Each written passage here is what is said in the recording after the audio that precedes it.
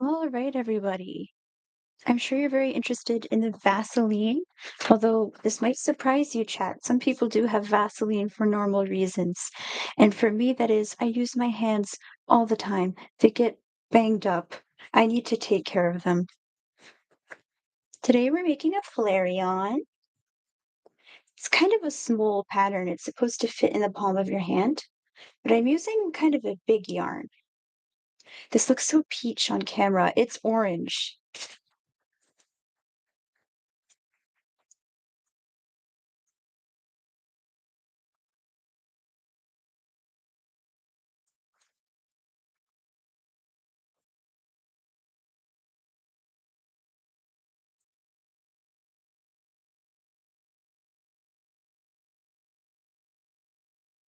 Has anyone here been getting into Indigo Park?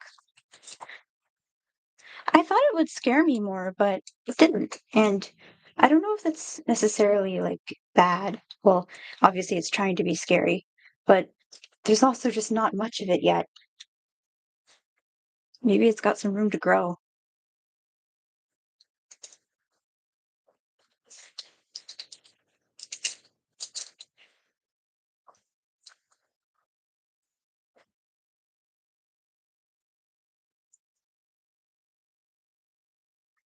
It's interesting how the mascots seem to be alive here, like her toys in Puppy Playtime. I don't think there's necessarily a direct line of inspiration there. I don't think the production timelines line up, but it's cool. And I'm curious about where that'll go.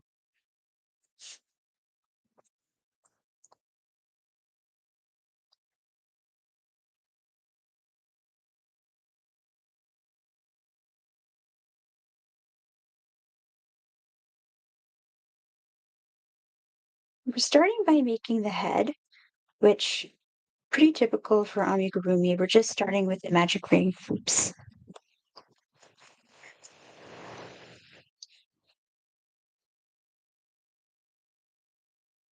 I gotta get better at getting out all my stuff before I start crocheting. I gotta get out my stitch marker. Hold on.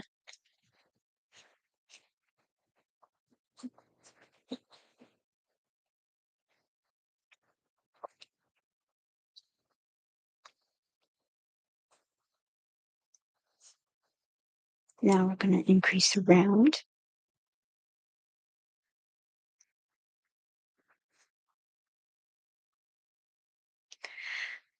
I don't know if you saw it, but if you follow me on DeviantArt or Instagram, I one of the drawings I made for a mermaid was this spider girl mermaid.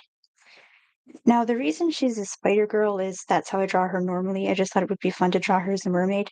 But now I know the internet has corrupted me because as I was drawing all her arms, all I could think was free armpit. Free armpit for you freaks out there.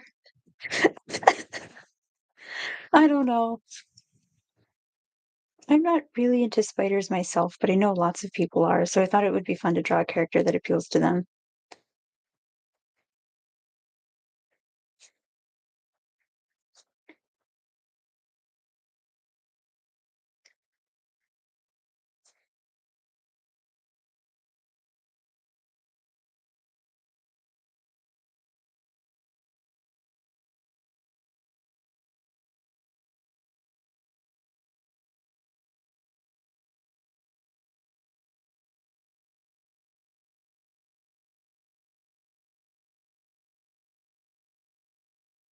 It's fun how Pokemon can canonically come in like regular super something you don't remember in tiny sizes. So if this turns out being small, we could always just say it's a tiny Flareon.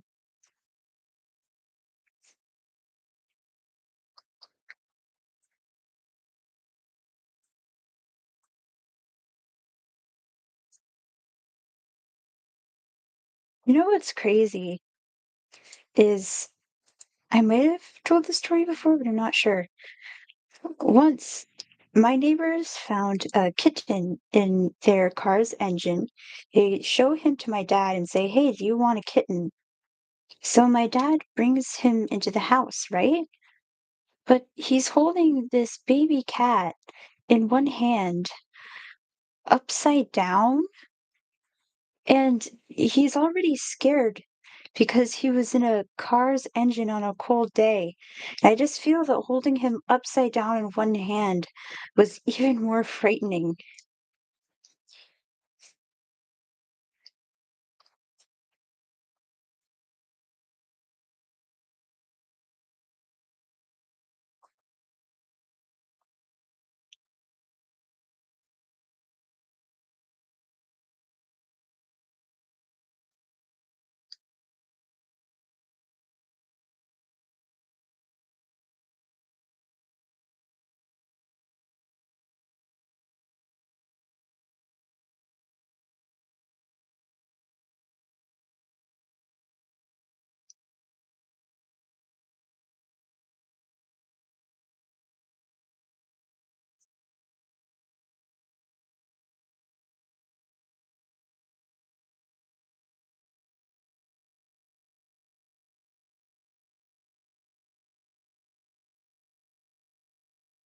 A lot of times, what you'll do as you're making like a round shape in amigurumi is just you're increasing a lot. I don't know what it's called, but you do the thing where you increase many times in each row so that it grows at like a gradual rate and doesn't look like you just suddenly ballooned outward. So that's what we're doing now.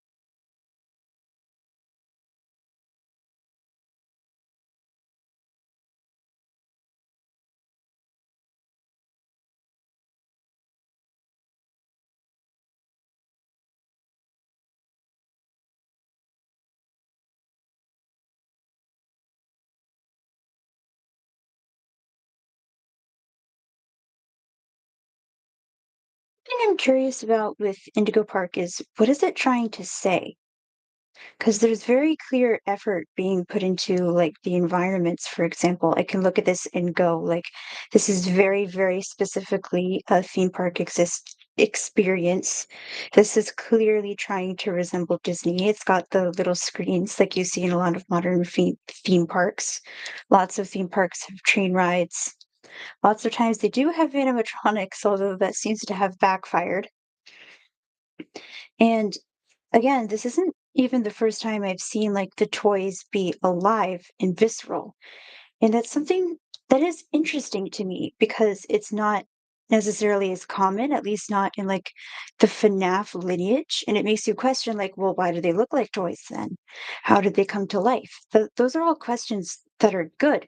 Your audience is asking questions, that means they're engaging.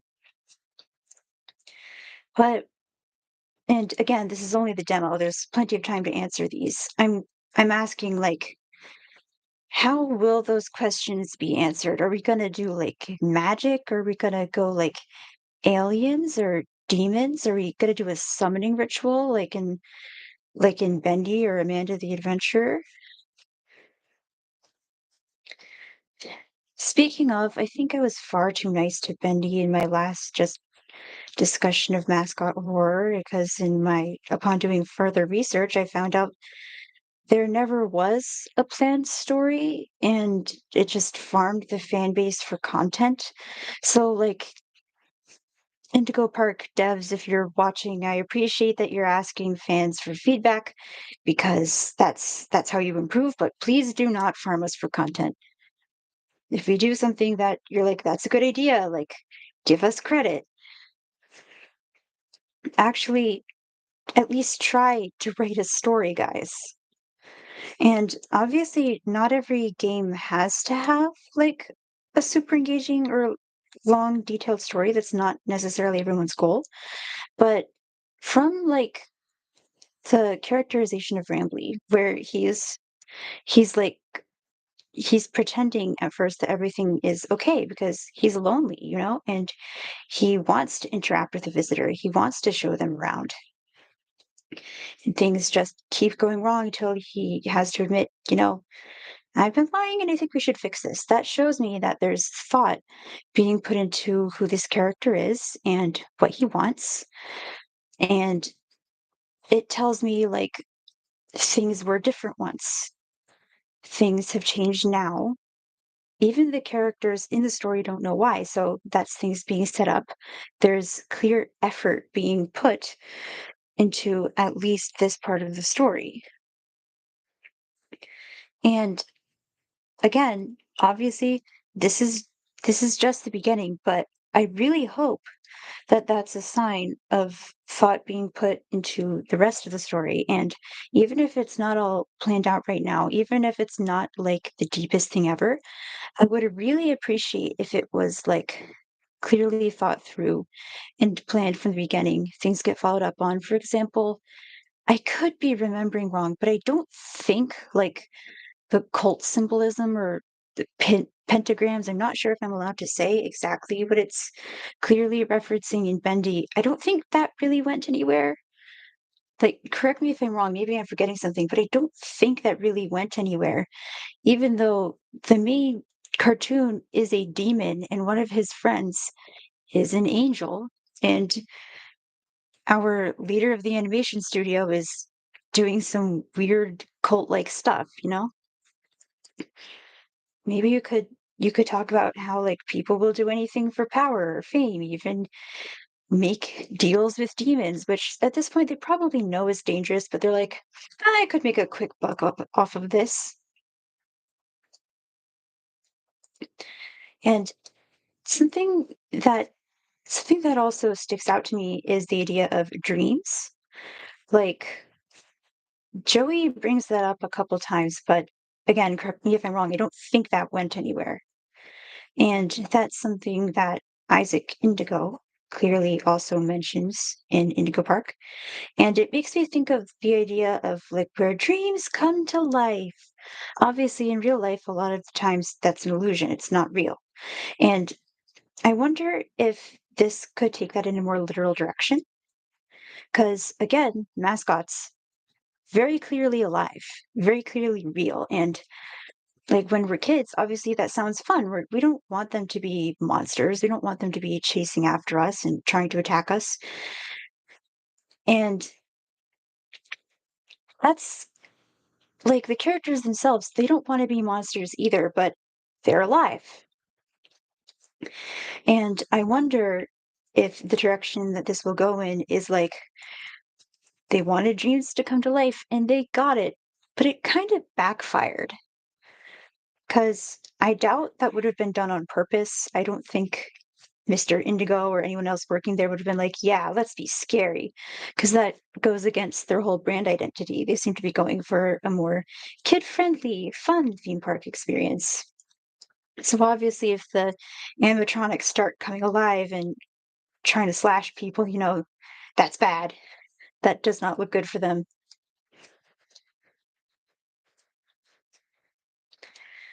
Like, I think a lot of times stories spend kind of too much time on the whole, oh my God, magic is real thing. And there are at least some people in this world who would be like, "Magic's real? Okay, can it make me money?" Like, there are plenty of people like, I remember hearing the story of a woman who would just, like, tweet whatever people wanted if they'd pay her for it, and it was, like, fandom discourse insanity, which, like, I wouldn't call that ethical, but that is a very stable source of income because the discourse will never go away, and even aside from that, there are plenty of people who will take, like, any kind of odd job to make ends meet in a pragmatic situation. Or there are just really greedy people who are like, "Man, I'm not happy with my sports car and all my coal money, I just wanna make more coal money."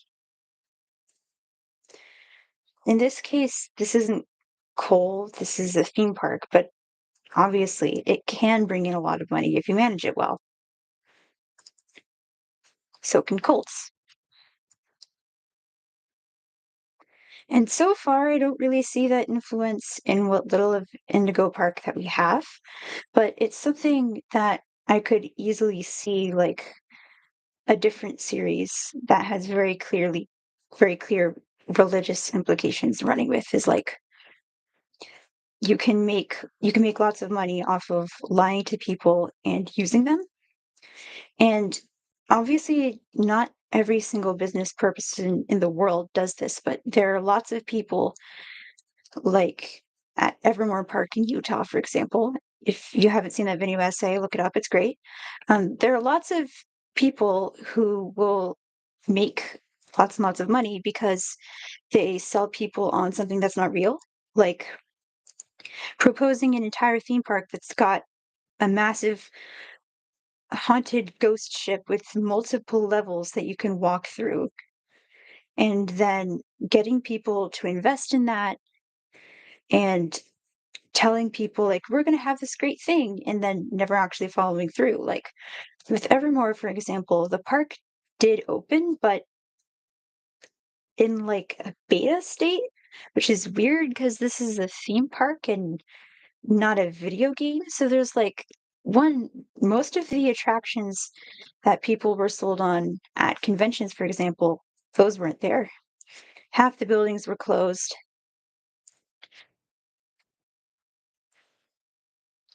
Only some of the restaurants even sell regular food anymore. Most of them just sell like snacks and bottled water. So people hear about this great thing and they go to see it, but then they're like scammed. And that can happen with products. And with cults, people are a lot more isolated. It can be harder for them to realize, but it's a similar philosophy of show people this great thing, get them hooked on it, and then don't actually deliver. Like maybe the idea of the religion is like be kind to others, but then what it actually does is use people and just get them to pay lots of money, for example.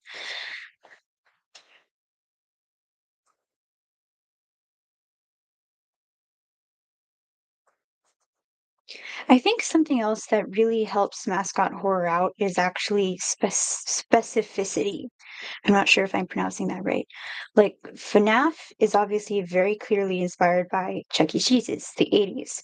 The experience people have of going there and being like, I get this is supposed to be fun, but those animatronics are kind of freaking me out.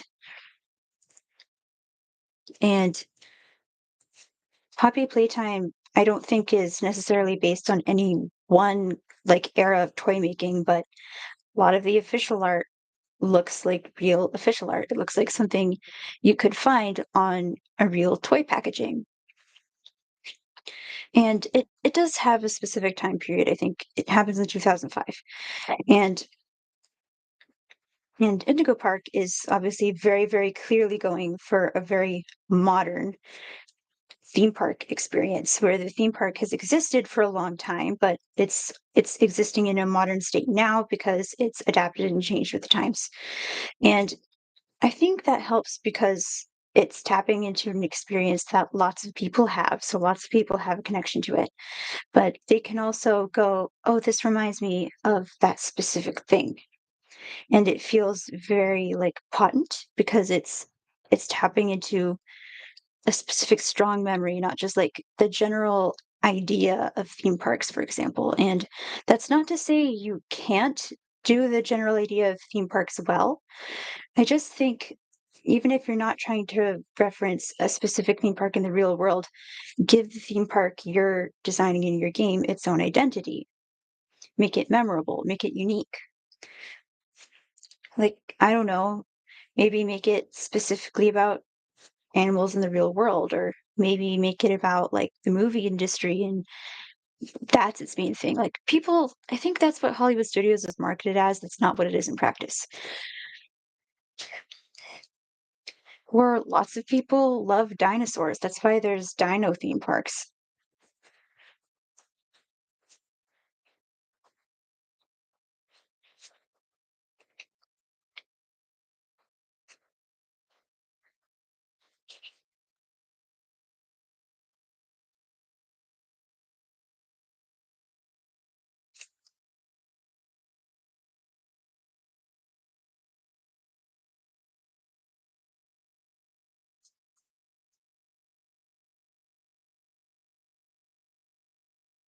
I'm curious about the name indigo too.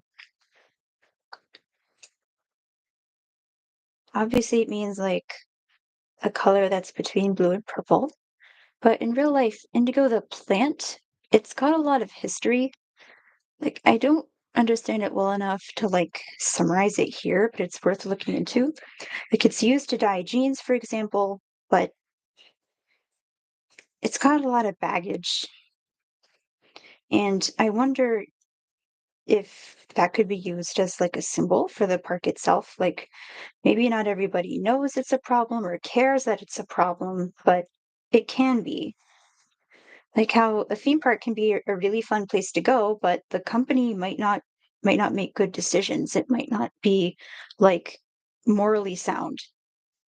Maybe it's dangerous, maybe it's greedy.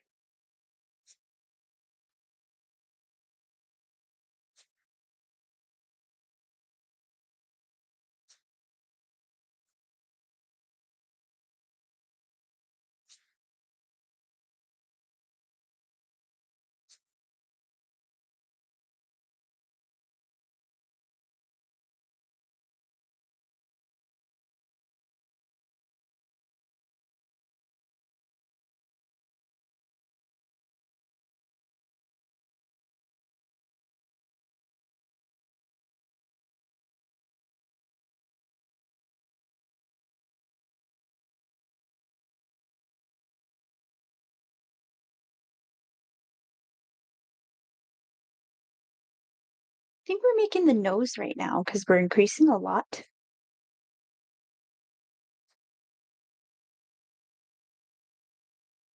That is something about the EVs that reminds me of real cats. They just want to go. "Boop."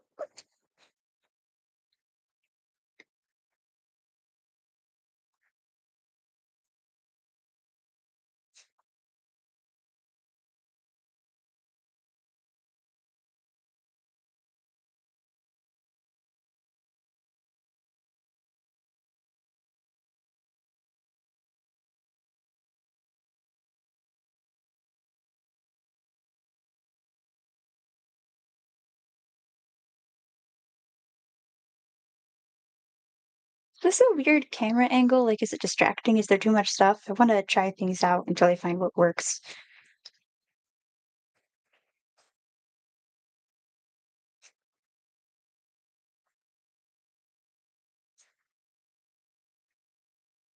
Speaking of dreams coming to life, maybe you could play it kind of like in stories where you make a wish and you're not specific enough so it backfires. Like maybe somebody said, I want all these characters to be real, but they didn't specify as themselves, so they ended up turning into monsters.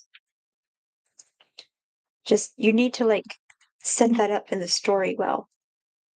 Like maybe there's this wish granter who likes playing tricks on people, or if maybe there's like some kind of demon again.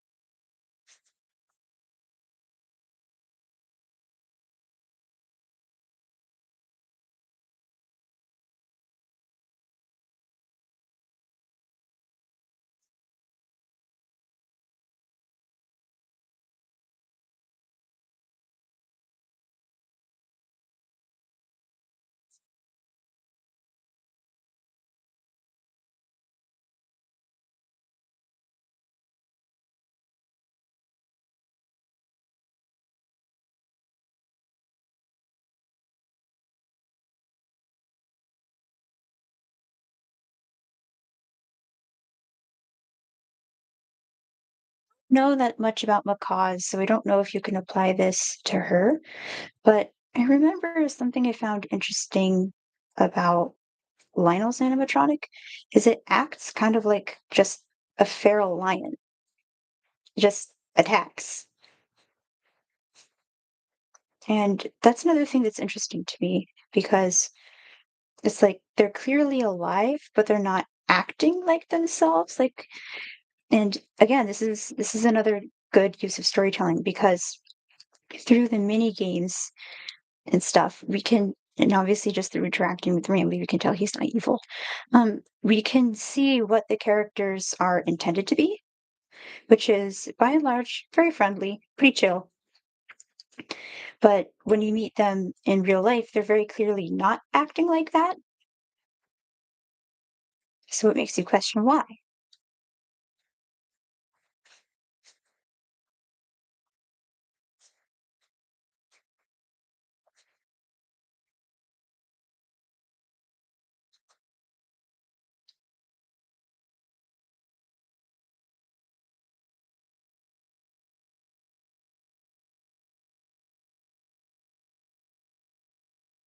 Something I personally like about mascot horror is when people use it to say something,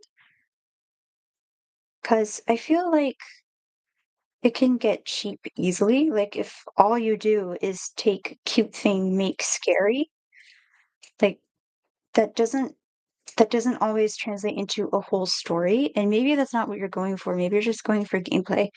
But for me personally, like that's not what I'm interested in. It's just a little boring to me. So I would be curious to see if you're like taking this thing, you're taking the familiar and safe and making it unfamiliar and unsafe. What are you saying with that? What are you using that to say about like how we see familiar things or how we see like toys or even just childhood as a whole?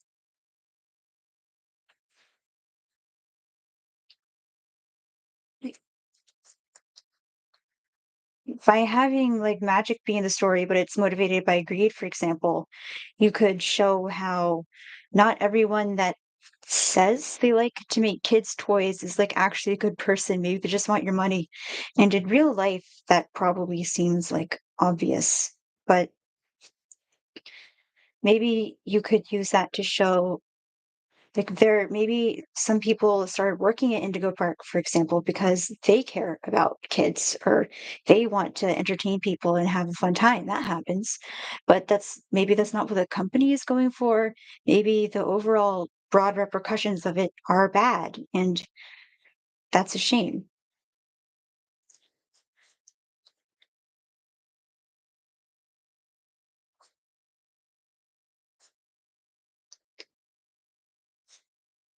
We're also exploring the park after it's gone. So maybe like and it reminds me of how like childhood ends, and a lot of times people want to go back to it because it feels safe. Again, it's the familiar and the safe. But one you kind of can't, too, it might not be as perfect as you remember. There's like rose tinted glasses. So something I would be interested in seeing, like a piece of mascot horror media touch on is like you you can't go back to being a kid when you liked all of these things and everything was safe and happy because it's over. You're an adult now. But maybe like maybe you can just move on and there will also be safe things in the future. Maybe not everything about the future is bad. Maybe there was like also messed up stuff in the past and you gotta let some things about the past go. Like maybe we should let Indigo Park go. Maybe the park itself ended up being harmful or greedy, but you can do good things now. Like from a literal perspective, you could go like, maybe we shouldn't reopen this park. Maybe we should do a new thing with these characters and have it not be evil. But you could apply that to a lot of different things. I forgot to get out my stuffing again.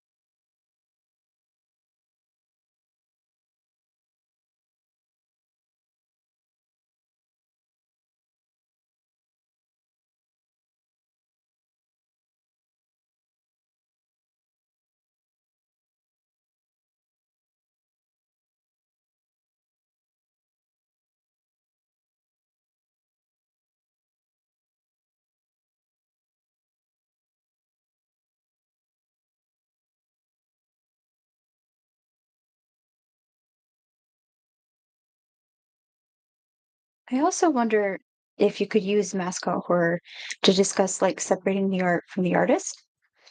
Because in universe, a lot of the characters that turn into the mascots are beloved. Lots of people like them.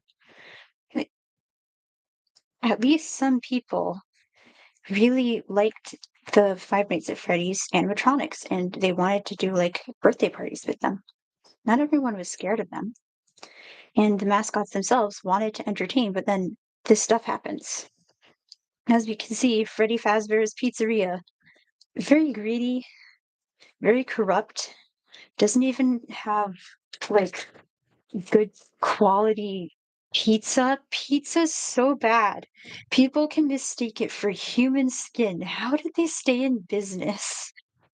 But maybe you could use it to talk about like the player character really likes these toys. They represent like a safe time, but at the same time, they're being made by like a really like maybe the company is greedy, maybe the person who designed them is not a good person.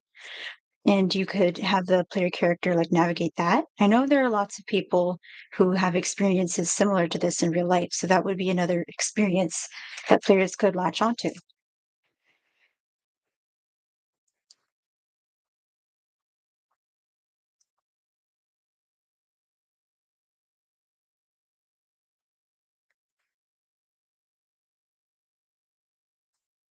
There's the head.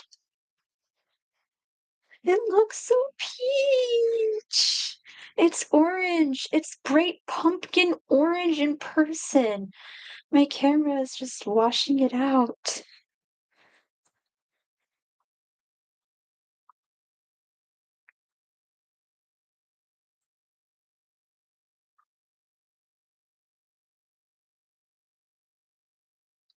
Now I'll make the body.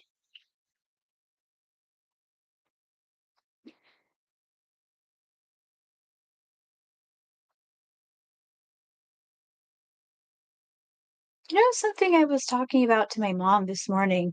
I don't know if you heard, someone's adapting Beowulf again. For some reason, I thought it hadn't been adapted into movies before just because it's so old, but I guess it's pretty ubiquitous. And to my surprise, it's being called Grendel.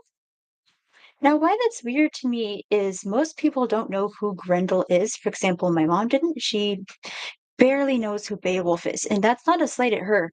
He's just not as in the public consciousness as like Zeus or I don't know, Mickey Mouse. And even within Beowulf, we don't know what Grendel looks like. We know its name, we don't know what it is. So between that and most people not even knowing its name, which is all we know about it, I don't I don't really understand why you would name the movie that. That doesn't seem wise to me. I feel like people will see that and go, "I've got no clue what that is. I'm not watching that."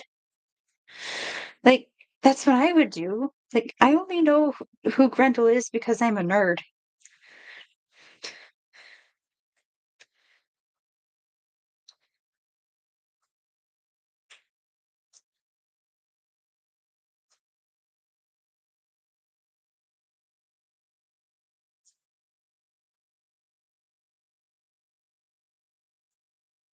I bet you they'll have some kind of sequel hook with Grendel's mom, who even fewer people know about.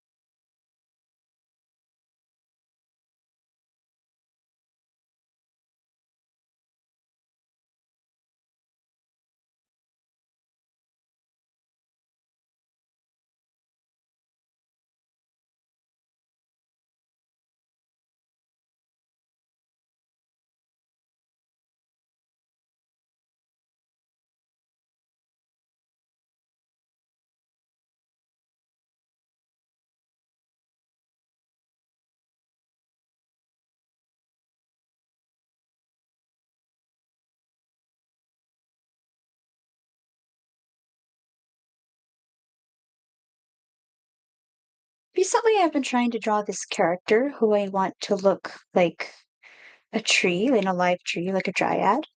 And I want to try out a bunch of different colors for her because, like, I want her to be made of wood. And, like, the trees that I see a lot are very brown, but I'm not sure that'll have the mood I'm going for. I'm going for more like distant, and brown tends to read more warm, life. So something I was thinking about earlier is trees can be super pale, like birch, or they can actually be silver. So what I might do is print out like a bunch of different sketches of her and then like paint or color them in lots of different colors, like color schemes, and see which one works best.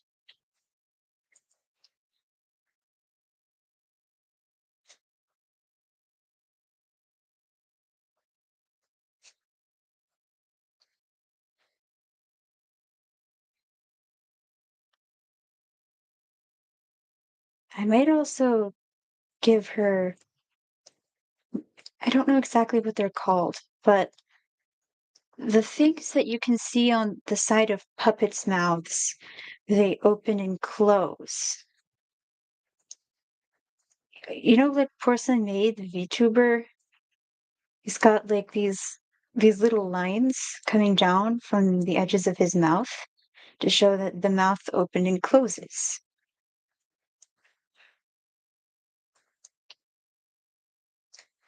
I wonder if I should like there's plenty of pictures of them, but I wonder if it would help to somehow get like a real life wooden puppet and see how it works. Because I think they move in really interesting ways. And that's something I kind of want to inject into a character.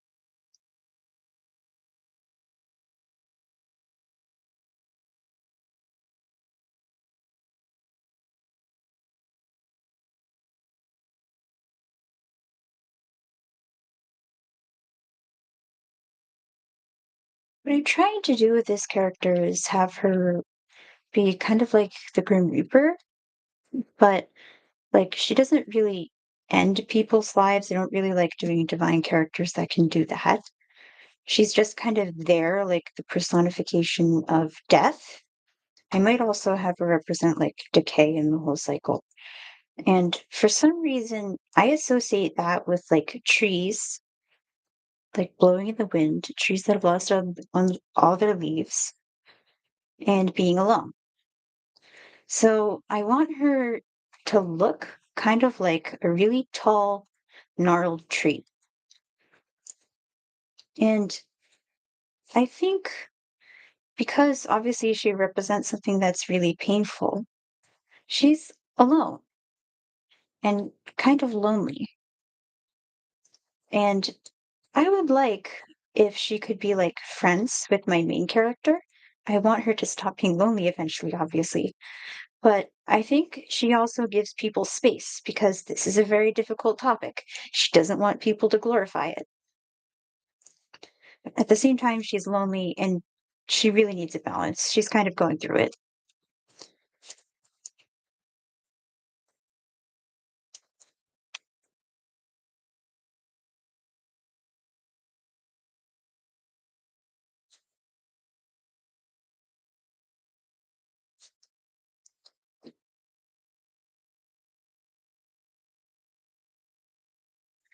I'm trying to think of what to name her too.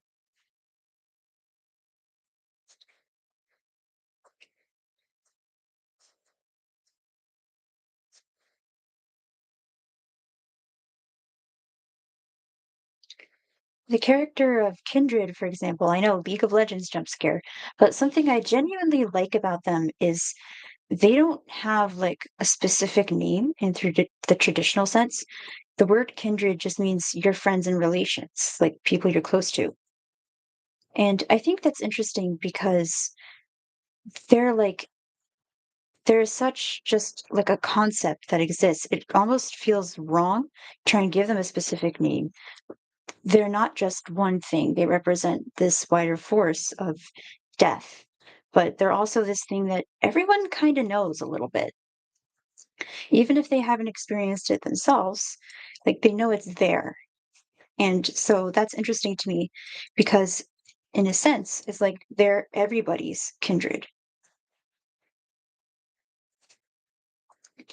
And I don't know if I would make her like everybody's family, but I think the character I'm thinking of, I want to go with the same idea that everyone kind of knows her a little bit.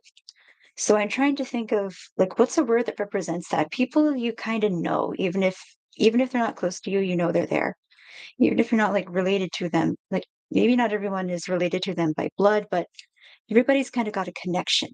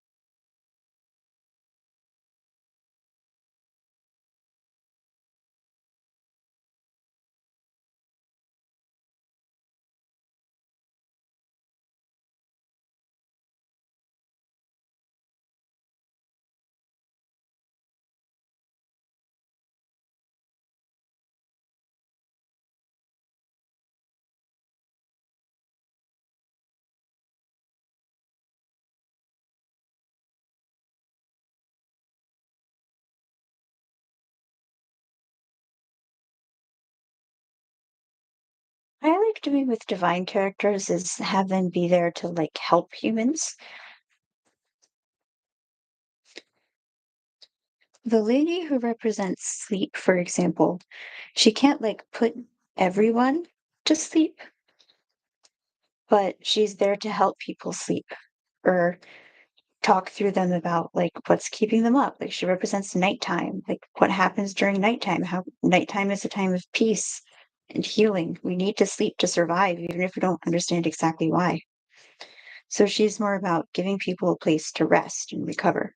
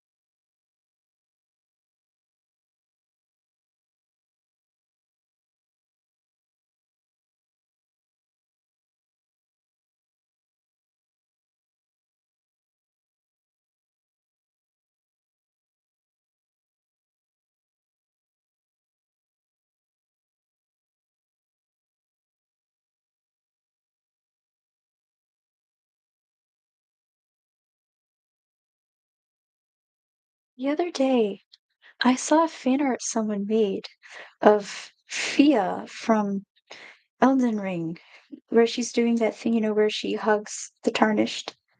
And they were like, man, Elden Ring really appeals to the male fantasy. And I was like, well, then I guess I'm as bad as a man because that's my fantasy too.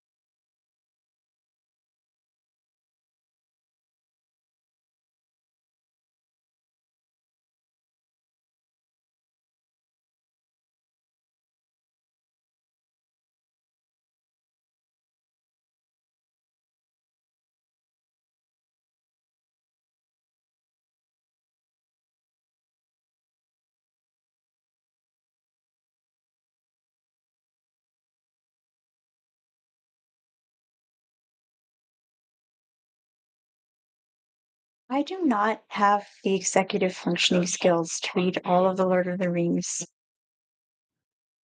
but one of my brothers does. And I'm curious about, like, how come so many people, what is it about Lord of the Rings that makes it still so special and so relatable to people, even now, like decades after it was originally written? And it's not a critique. I think there must be like something special about it or something that really resonates with people.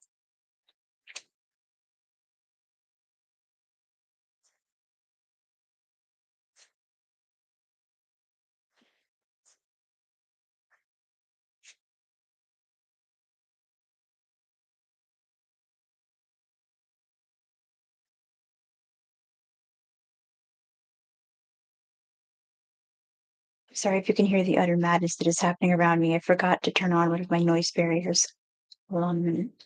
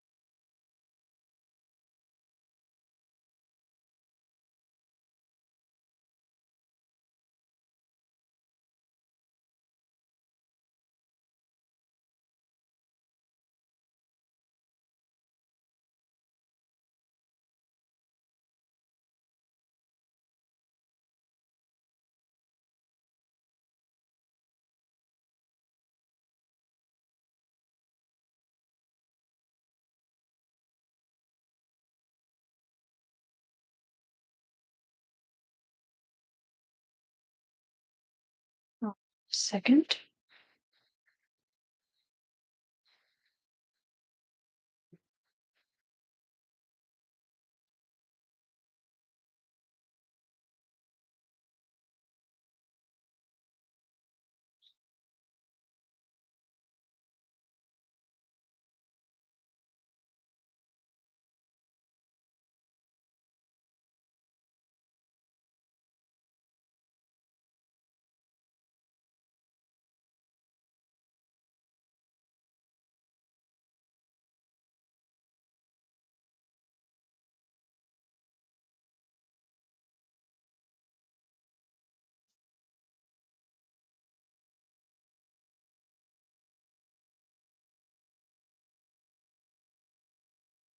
I did what the instructions said, and it left me with 10 less stitches than I said I should have. So now I'm very confused.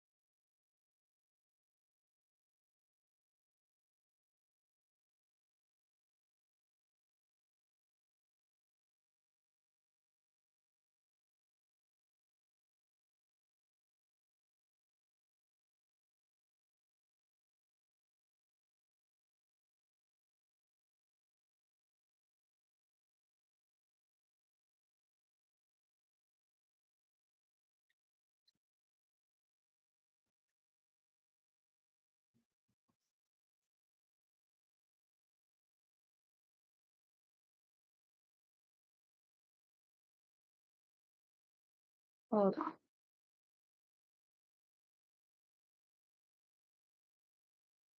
Okay. 4, 5, 6.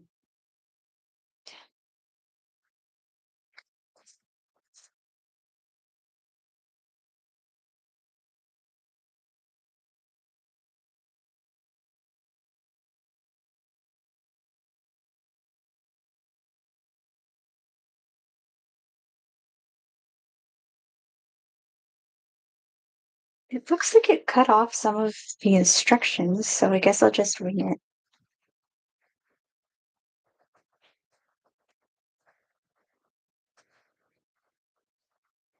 So I know at round 11, I need to have 32. I think I just need to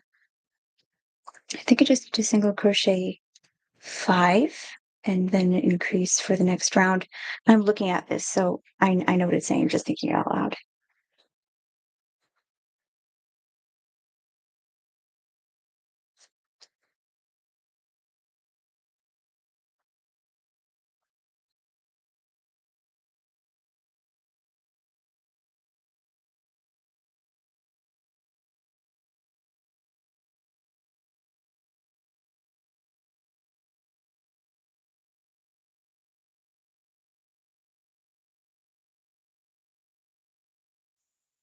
I know I need to keep increasing each row until I get to 32 stitches around. So I think I can actually kind of solve for that.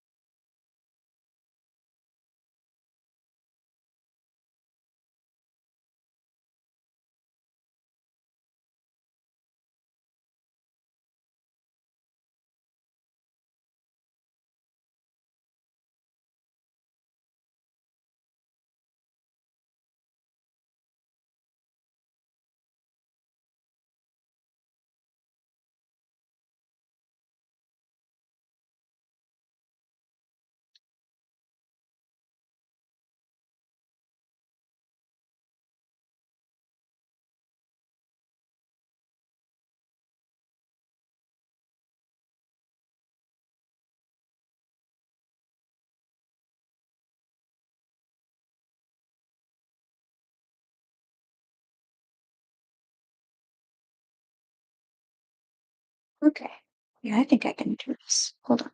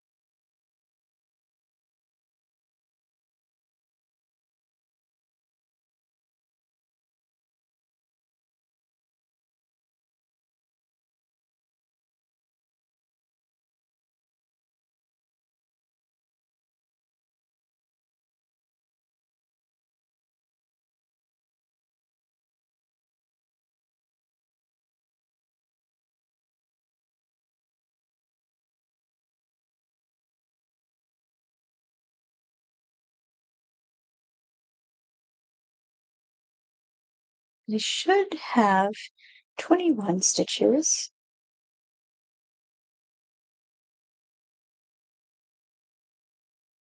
A couple more.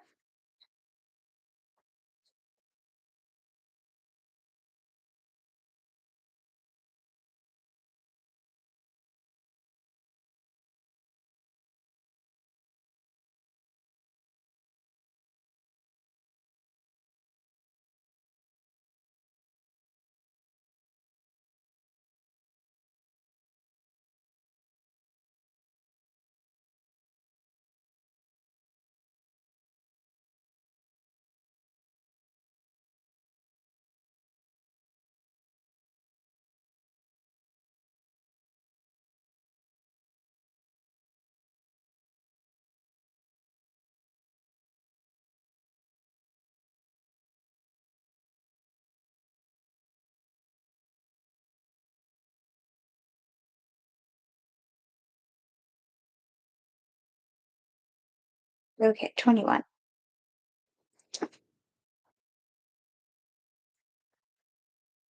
I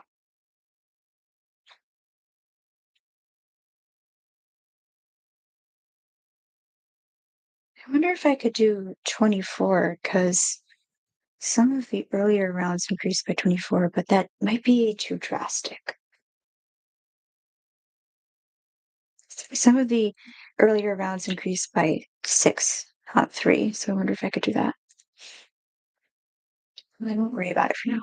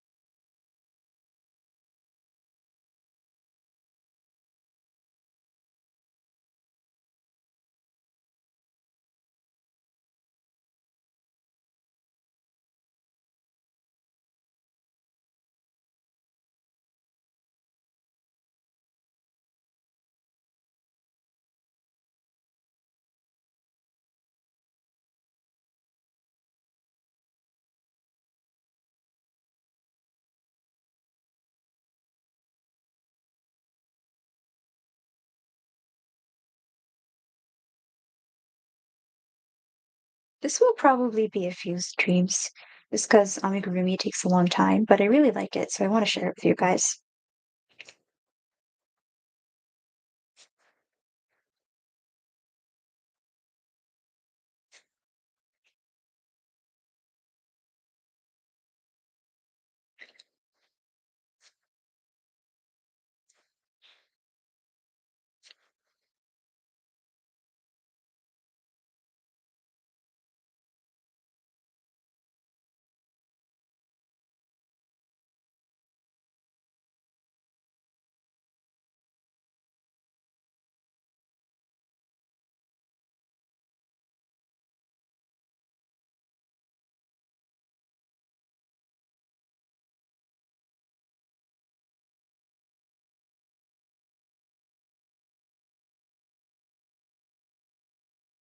Two, three, four, five, 6, 7, 8, 9, 12, 15, 18, 21, 23.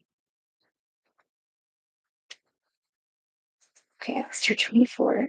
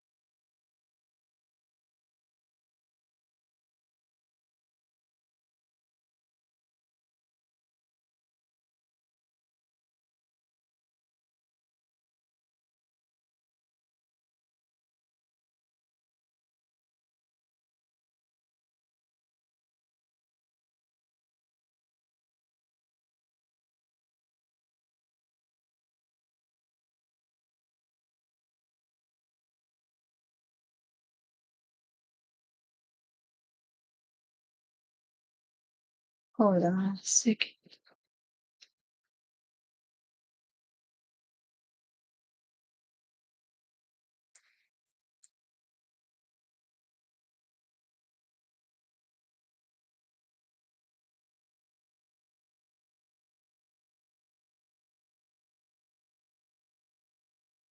I was watching Schnee recently, and I really like how he analyzes writing.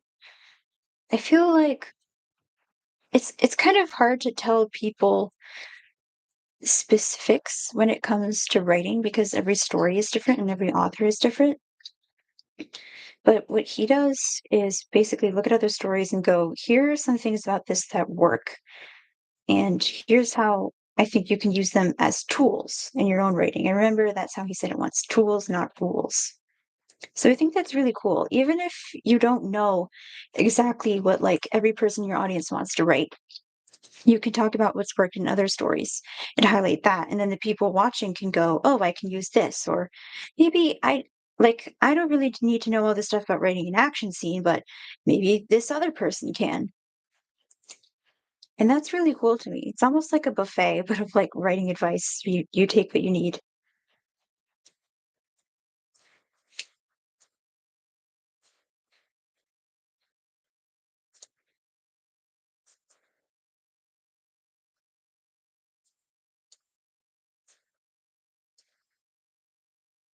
Should be 28.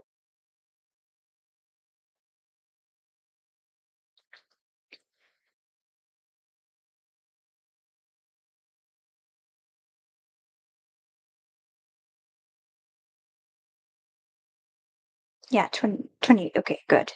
So now we need four more, and that will take us to 32. That's probably where we're going to end it today. But next stream, we can finish up the body and probably do the ears.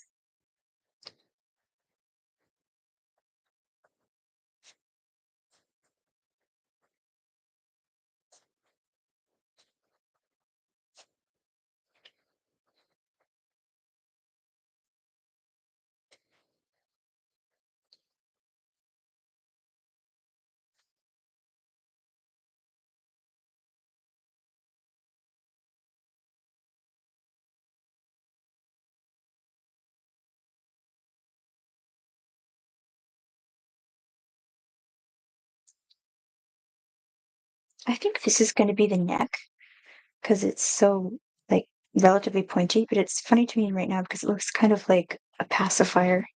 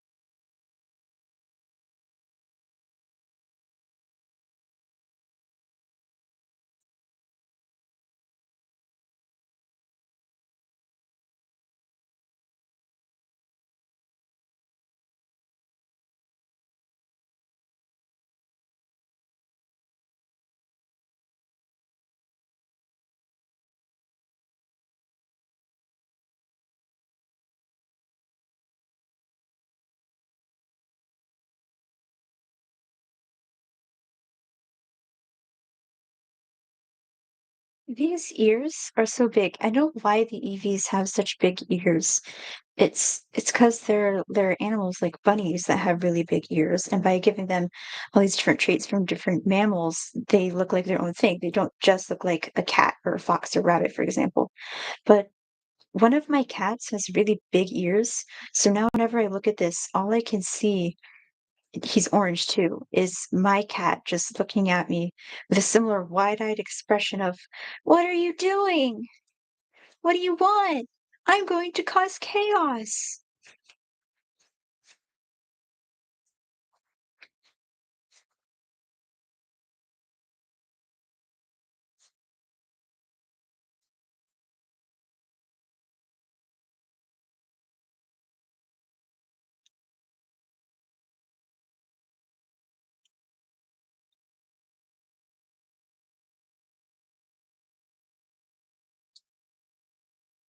Okay, this should be 32. Let's check.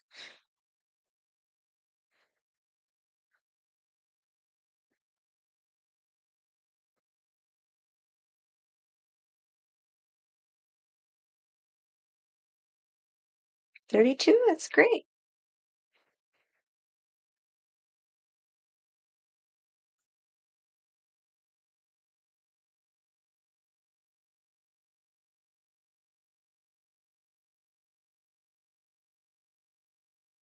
Okay, let's just crochet around and then we'll be done for today.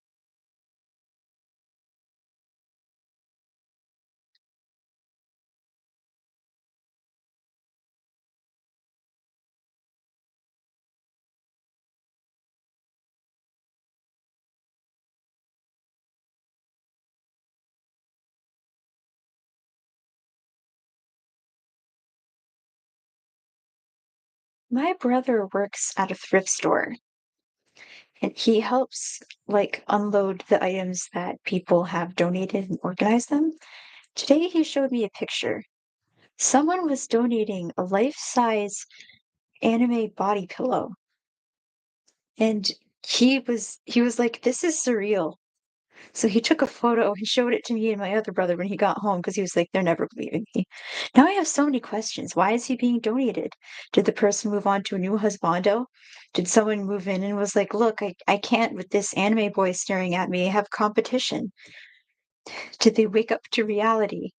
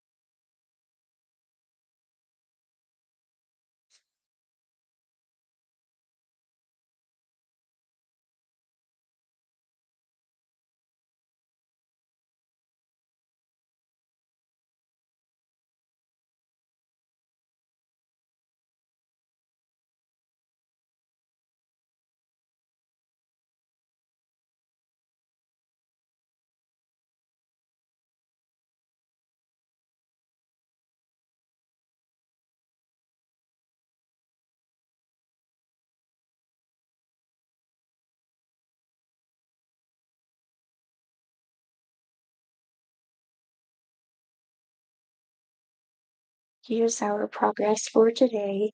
I promise it's actually orange in person. It's really vibrant orange too. See you next time.